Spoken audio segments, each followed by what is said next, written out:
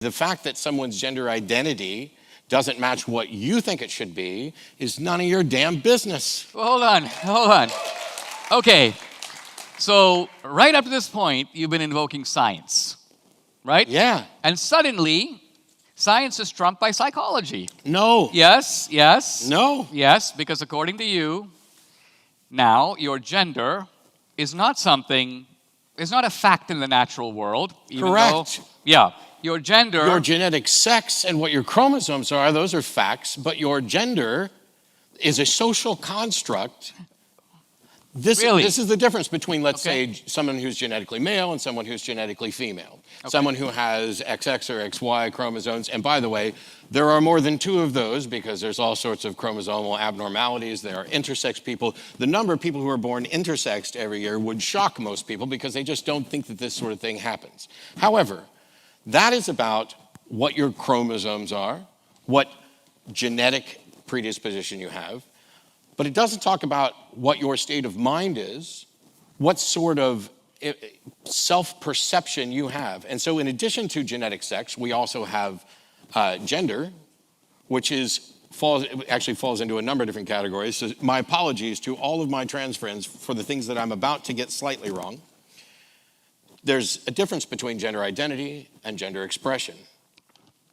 And the gender identity is the gender that you associate with. But the reason I say these are social constructs is because what is a man? What makes a man a manly man? Well, you have the machismo aspect of the brawny and blah, blah, but is someone who is weaker and more effeminate somehow less of a man? This is why this is a social construct, because it has to do with what roles we as a society put on it, which is why 150 years ago, pink was for boys and blue was for girls, and now it has reversed, although I would go with black for everybody. But the thing is, at the end of the day, what I would say to you, if you were hopping around like a frog, is I would ask you how you're doing. I would ask you how you feel. And if you're able to communicate to me that you identify as a frog, I'm not going to be running around saying, oh my gosh, let me fix this. It's when there's a demonstration that what you're doing may be something that society should care about, that is going to result in some sort of self-harm or a problem for your life. In other words, I'm okay with living and let living, but as long as my trans friends are committing suicide at an inordinate rate and are being murdered left and right because there are bigots who think that whatever your chromosomes are or whatever particular genitalia you might have dangling is the one thing that matters, as long as a friend of mine well, not an actual friend of mine, but someone in Puerto Rico the other night was murdered for using the bathroom that they associate with, when bathrooms are for peeing and pooping and hopefully washing your hands when you're done. What people are doing to try to suggest that you can't be who you are is absolutely repugnant, and it is busybody. There's nothing anti-science about this. It is psychology. And even if we were to say, and I'm not saying this, so I'm saying this because this comes up.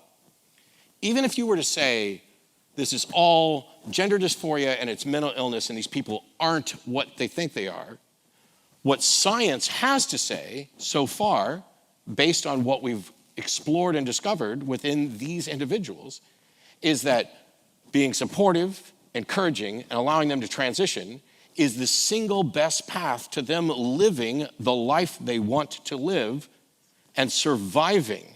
And until that changes, I will absolutely support what the data show is the best way to encourage trans people. We have men's and women's public bathrooms for a reason.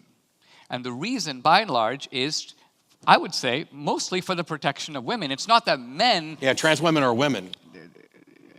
Okay, but I'm not... Look, what I'm getting at is the sexual... We could have 21 types of bathrooms for 21 genders. We could just have one. As you can all pee next to me. I don't care. Yeah. So what you're basically saying is that the distinctions that we make between men and women in our society are culturally, according to you, arbitrary. According to you, for example, take tennis. I'm just using sports because we're familiar with it. That's okay. You say people should play at their own level, and therefore, if the top 100 tennis players are all men, that's the way it is. Doesn't bother you the slightest. basically the conclusion is men are better than women in tennis. Although what we would say is maybe the top 100 tennis players all have this particular chromosomal makeup, whether they identify as men or women. Yes, I see where you're going. Okay.